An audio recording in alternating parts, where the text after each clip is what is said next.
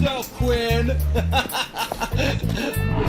A boy shouted down the hallway, laughing uncontrollably right after. Quinn dismissed the petty mockery as he carried on down the school corridor. The harassment was a daily occurrence, but it still bothered him. He couldn't help but retaliate. Quinn slowed down and stopped. These glasses just suck. He pushed his glasses back up onto the ridge of his nose before they slid down again. He needed a new pair. The glasses were crooked. Tape covered the temples, making them look shabby. Quinn turned around and raised his... I bet you don't even know how many fingers I'm holding up. The boy clenched his fist and ran toward Quinn. You level 1 piece of... When are you going to learn that you don't belong in this world? The boy placed both of his hands together. A green ball of light formed between them, shot out from the palms of his hands.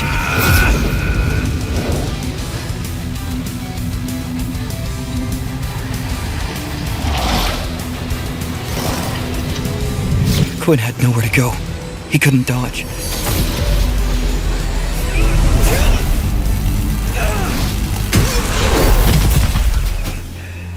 A student appeared from a doorway. What's going on? Are they really fighting on the last day of school? A crowd formed, interested in what the commotion was all about.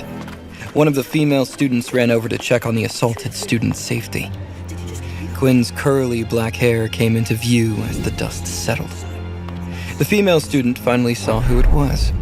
She instantly backed away and continued on with her business. She wanted nothing to do with him. As she returned to her friends, Quinn saw that they were laughing at her. I can't believe you tried to help him. I didn't see who it was. The girl retorted, her cheeks flushed. Quinn stood up. He picked up his glasses, which lay on the floor. To his dismay, one of the hinges had fallen off. He let it hang loosely in his pocket instead of wearing the broken pair. Not again. Quinn had hoped no one would try anything with him on the last day of school. He was sick and tired of their harassment. He wasn't the type to ignore it either. He saw people who chose to keep their heads down and tolerate it before. Their treatment was far worse than what he received. Quinn didn't bother to stay at school the rest of the day. He took his broken glasses and left. He saw students having conversations in their circles as he walked past them. Some laughed, while others cried, thinking this was the last time they would see each other again. Quinn wasn't a part of any cliques and didn't want to be. They wouldn't welcome him anyway. He was the weird one. Quinn immediately went to work when he arrived home. He lived in a single-bedroom apartment with just enough space to fit a single bed and a desk. It was enough for him. A TV hung on the wall, but Quinn only used it as background noise.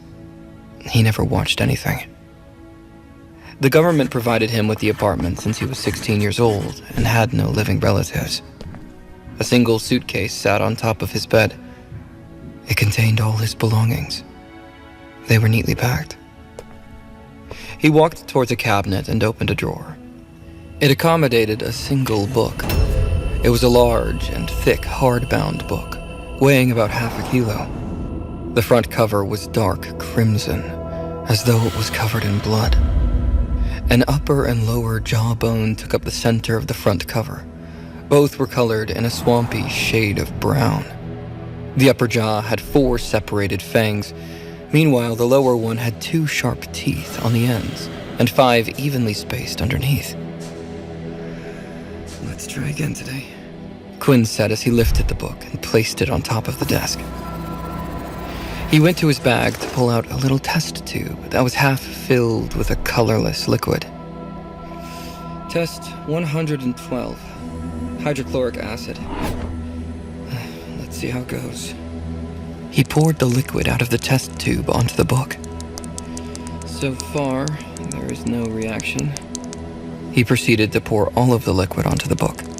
He waited to see if anything would happen. There was no reaction. Carefully, he examined the book while jotting down the results in his notebook. He checked to see if there was any damage done. There wasn't. The book looked the same as always. Another failure. Why won't you open? Why did Mom and Dad even have this thing? 112 times. This was the number of different ways that Quinn had tried to open the book. Not only did the book not open, but it seemed like it couldn't be damaged either. He tried burning the book, cutting the book, melting the book, and 100 other tactics. Nothing had worked. The book was basically indestructible. Quinn lay on his bed and turned on the TV. He never really paid attention to what was on. The sound of other voices just made him feel less lonely. The TV displayed an ongoing news broadcast. The peace treaty with the Dalki race has lasted for 5 years now, but officials are saying that tensions are rising once again. Now, we must prepare for another war. The TV talked about the war non-stop ever since a certain day 30 years earlier. The human race received a visit from the so-called Dalki.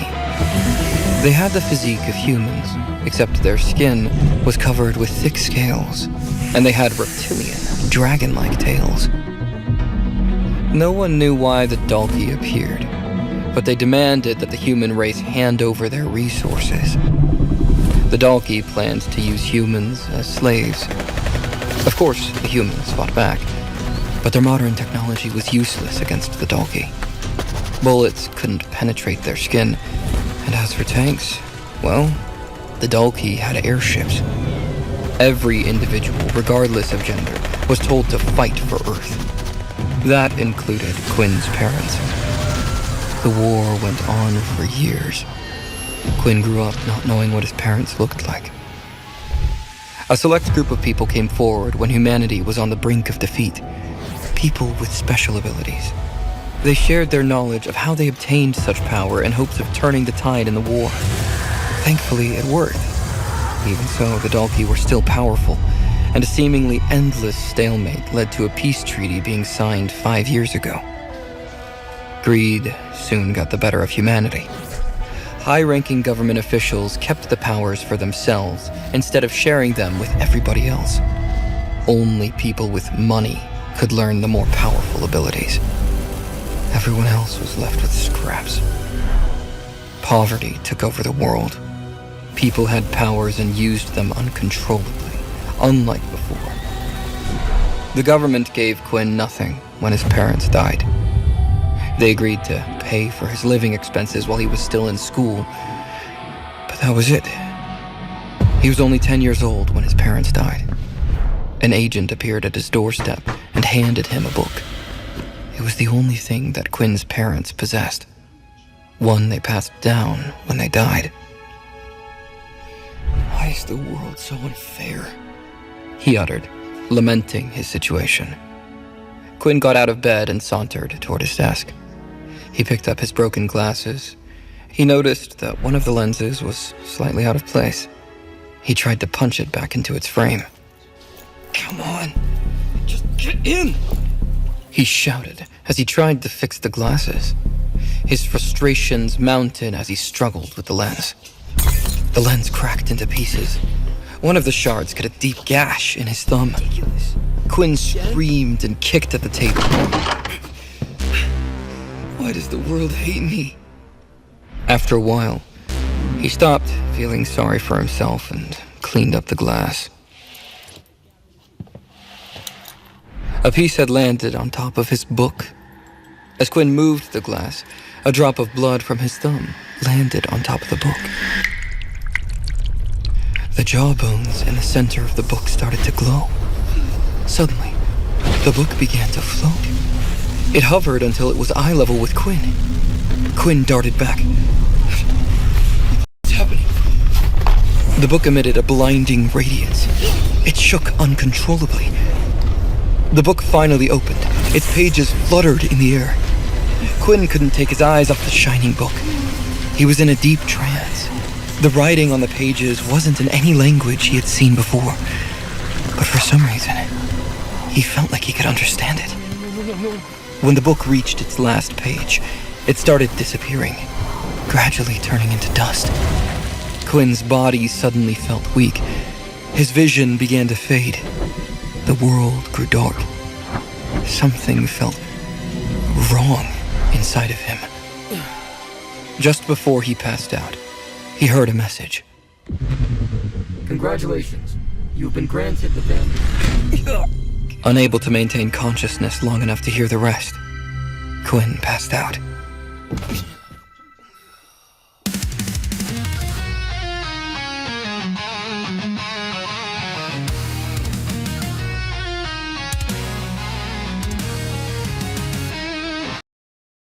To know more, download the Pocket FM app and listen to the blockbuster audio series My Vampire System.